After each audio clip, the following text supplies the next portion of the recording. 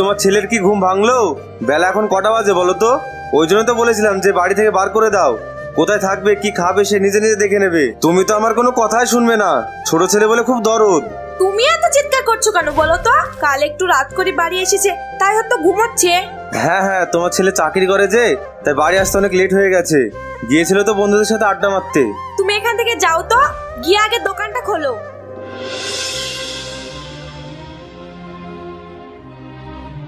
এটাই তো সব থেকে বড় সমস্যা, তুমি কিছু বলতেই দাও না।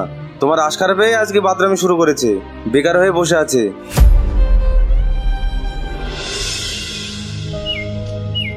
রান্না কি হয়ে গেছে বৌমা? সুরজের জন্য কি ডাল ভাতে দিয়েছো? ও আবার ডাল সানা না হলে ভাত খেতে চায় না। বাবারে, নবাবের আবার বেঁচে বেঁচে খাওয়া। ও যে এই সংসারে বাবার ঘরে বসে বসে খেতে পাচ্ছে, ওটাই ওর ভাগ্য ভালো। আবার নাকি পছন্দের খাবার খাবে। বৌমা এভাবে কথা বলছো কেন? সুরজ আজ বেকার আছে বলে কি সারা জীবন বেকার থাকবে? ও দেখবে একদিন রাকেশের মতো ভালো কিছু করবে।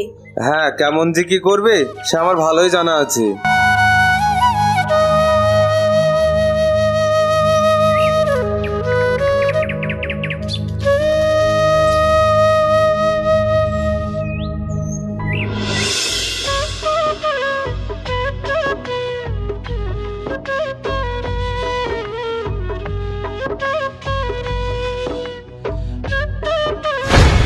ভাবি, আমার জামাটা কেচে দাও না, অনেক নোংরা হয়ে গেছে। এই এই, আমাকে কি এই বাড়ির চাকর পেয়েছো? তাই ঘুম থেকে উঠে হুকুম চালিয়ে দিচ্ছ? নিজের জামা নিজে কেচে নিতে পারো না? আসছে আমার নবাব সকাল সকাল হুকুম করার জন্য।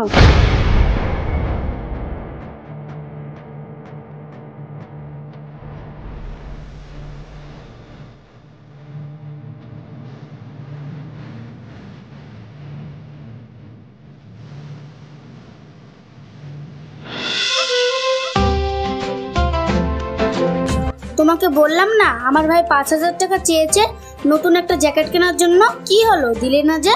দেবো 2-1 দিনের মধ্যেই দিয়ে দেবো। টাকাটা তুলি তারপর দিয়ে দেবো, তুমি চাপ নিও না।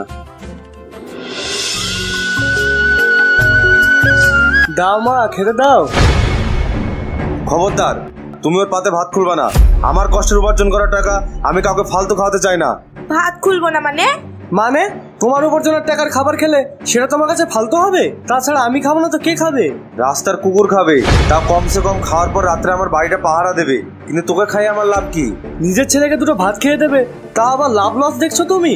আব্বা তো ঠিকই বলছে সুরজ, তুমি তো বাড়ির কোনো কাজ কামি করবা না, সারাদিন টোটো করে ঘুরে বেড়াবা, আবার টাইম মতো এসে খাবা। এইভাবে তো চলতে পারে না সুরজ। আমার স্বামী কষ্ট করে ইনকাম করবে আর তুমি বাড়িতে নবাবের মতো বসে বসে খাবে, এটা তো আমি সহ্য করবো না সুরজ। বৌমা তুমি চুপ করো। তোকে আমি এত করে বলছি, চাকরি বাকরি না হলে তুই বাইরে চলে যা, সেখানে গিয়ে কিছু তো ইনকাম কর। তা না করে তুই মুরগির ডিমে তাওয়া দেওয়ার মতো ঘরে বসে থাকছিস। আর এই যুগে চাকরি বাকরি পাওয়া কি অত সহজ কথা? আরে তুই কাকে কি বলছিস? বিবেক বুদ্ধি থাকলে তবেই না কারো কথা শুনবে, কোনো বুদ্ধি নেবে? আমার হয়েছে যত জ্বালা, এই ছেলের জন্য আমি রাস্তাতে বেরোতেই পারি না। লোকে খালি বলে বেকার ছেলেকে আর কতদিন বসে বসে খাওয়াবেন। তোমরা সবাই চুপ করো তো। আয় সুরজ, আমি তোকে খেতে দিচ্ছি। থাক, খেতে দেওয়া লাগবে না, আমার খিদে নেই। সাহেব আবার দিমাগ দেখাচ্ছে। এই চলো তো চলো, এত কারোর দিমাগের ধার ধারি না।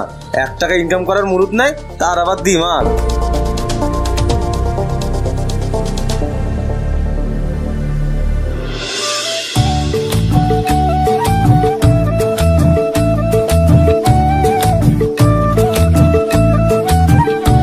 কি রে ভাই, তোরা কি আলোচনা করছিস?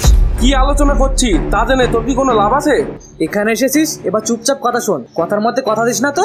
যা বাবা, তোরা এবার বলছিস কেন? কি নিয়ে আলোচনা করছিস সেটা তো বল। আমরা সবাই ট্যুরে যাওয়ার প্ল্যান করছি এবং সেখানে গিয়ে পিকনিক করব। বল, যেতে পারবি তুই আমাদের সঙ্গে? না রে সোহেল ভাই, আমার যাওয়া হবে না। যাওয়া হবে না নাকি যাওয়ার মরদ নাই?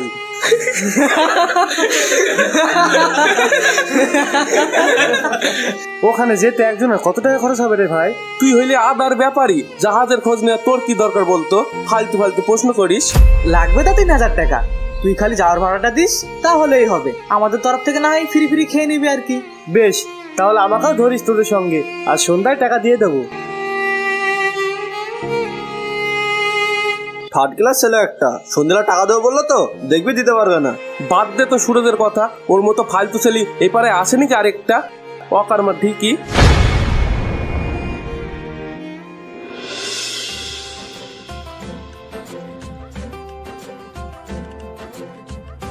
আরে বৌমা যেহেতু এতই করেই বলছে তাহলে কিনে দে না, এত কেন ভাবছিস? ওর তো অনেক দিনেরই শখ একটা স্কুটি চড়ার। কিন্তু এই মুহূর্তে এতগুলো টাকা হুট করে কিভাবে ম্যানেজ করবো আব্বা? হ্যাঁ, আমি কিছু চাইলেই তো তোমার টাকা শর্ট পড়ে যায়, আর বাকি সব কাজ করতে তোমার আর কোনো অসুবিধা হয় না। আরে টাকা নিয়ে এত ভাবছিস কেন? যত টাকা কম পড়বে আমার সঙ্গে নিবি, আমি তোকে দেবো। বৌমার এতদিনের শখ সেটা পূরণ না করলে কেমন দেখায়, তাই না? তার উপর তুই আবার মোটা টাকা ইনকাম করিস।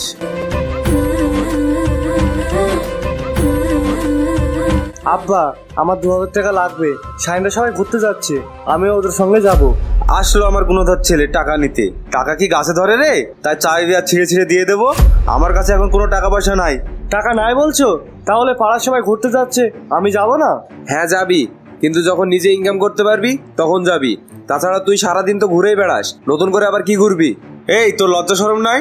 যখন তখন এসে টাকা চাস, মাঝে মধ্যে মনটা চায় গলাটা ধাক্কা দিয়ে বাড়ি থেকে বের করে দিই। হ্যাঁ, ওটা ছাড়া তুমি আবার কি পারবা? আমি সবই বুঝি। এই সংসারে আমার খরচ ছাড়া সব খরচই তোমাদের ঠিক লাগে, শুধু আমার খরচটাই ফালতু। এখনো একটা ইনকাম করতে শিখেনি, অথচ মুখে মুখে কিভাবে তর্ক করছে দেখেন আব্বা। এ তো আস্ত একটা বেয়াদব হয়ে গেছে। মাঝে মধ্যে তোমাদের ব্যবহার দেখে মনে হয় আমি এ বাড়ির কেউ না, ইচ্ছা করে গলায় দড়ি দিয়ে ঝুলে যায়। বেশ, টাকা ছাড়া যেহেতু আমার এই বাড়িতে কোনো গুরুত্বই নাই, আমি থাকবোই না এই বাড়িতে।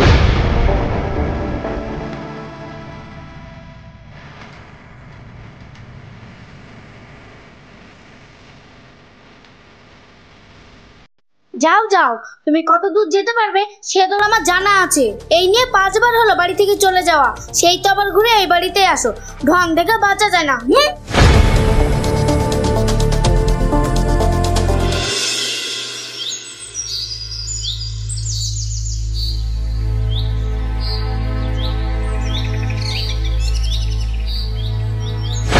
চলে এসেছিস? আমি জানতাম তুই আসবি। তোর মতন বেকার ছেলেকে রাস্তার কুকুরও সাথ দেবে না। নে, আজ থেকে আবার আমাদের ঘাড়ে বসে বসে খেতে থাক। দেখলেন আব্বা, আমি বললাম না শেষমেশ এই বাড়ি ছাড়া ওর আর কোনো জায়গায় গতি নেই। তুই কোথায় চলে গিয়েছিলি বাবা মার? তুই তো জানিস তোর আব্বা একটু রাগী মানুষ, তাহলে কেন এরকম পাগলামো করিস বলতো? তোকে নিয়ে যে আমরা কত টেনশন করলাম। থামো থামো, অনেক হয়েছে। মনে হচ্ছে যেন ছেলে 10 বছর পর বাড়ি ফিরছে।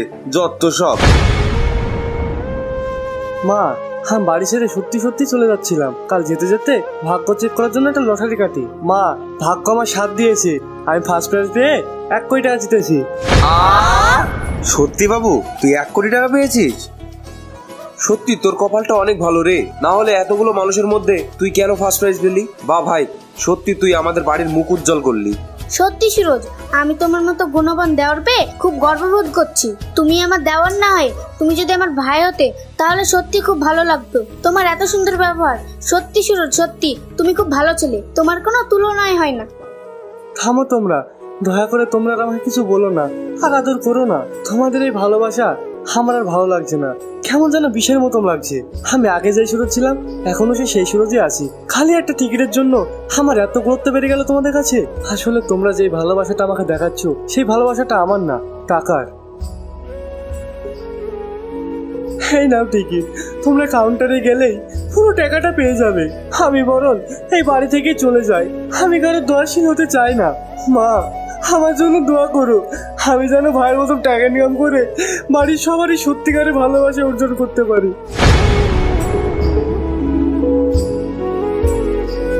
না সোনা, তুই কোথাও যাসনি, আমার টাকা পয়সা লাগবে না।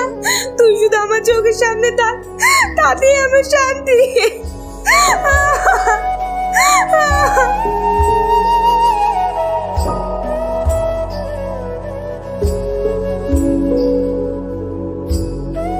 যখন পরিবারের কাছ থেকেই সমর্থন পাওয়া যায় না, তখন মানুষ নিজেকে হারিয়ে ফেলে একা মনে করে।